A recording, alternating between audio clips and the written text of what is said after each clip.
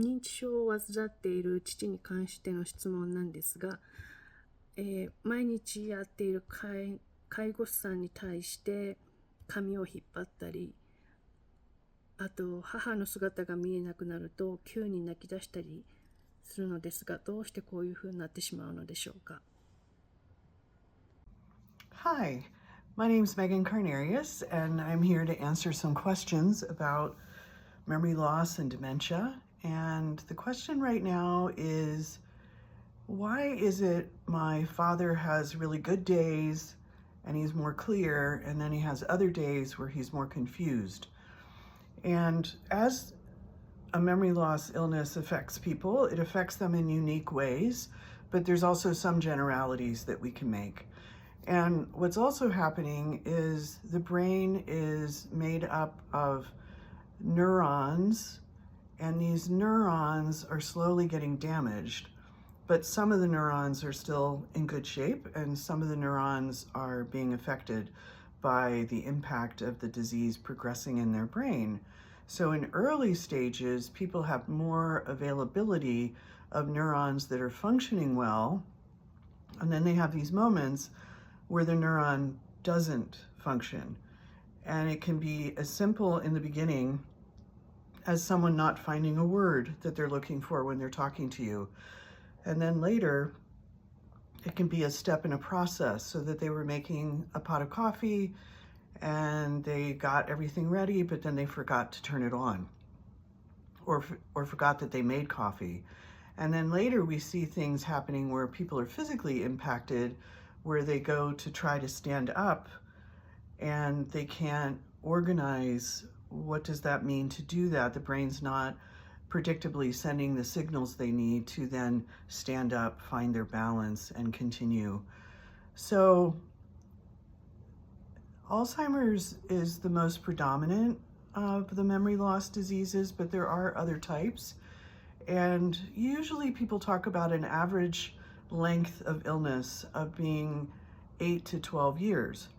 But there are things that influence that. So people who have other kinds of illnesses may progress quicker, or people that are in really, really good health and maybe had developed a lot of neural pathways in their lifetime because of what they exposed themselves to in terms of learning and using their brain. And so they sort of have some reserve that helps them navigate when things are starting to change. But we do all experience people having good and bad days, or good and bad moments. And we rejoice in the good moments, and we want to appreciate them and be glad about them. But we also have to anticipate when people aren't going to do okay. So in a way, you plan around what the challenges are, and then you rejoice around what goes well. So it's not unusual for someone to have moments of confusion with this illness and really not understand what's happening or what's going on around them. And one of the other questions that was in this group of questions was, why does my father cry every time my mother leaves the room? So when we are developing in life, when we're small and learning about everything around us, there's a stage called object permanence, where the person, the little child, realizes their mother still exists, even though she might be in the other room. And before that, there may be a sense of, whoa, she disappeared, she's gone, where is she? And what we see with caregiving situations sometimes, and the progression of this illness, is the person's sense of self is getting impacted all the time by this. And an example would be that in early stages, someone can recollect what they did in their career, what they did raising children. And then as they progress, they start sort of asking you, what did I do for a living? How many children do I have? And eventually it starts impacting their sense of self. And we know that with orientation, the first thing that gets affected is time. What time is it?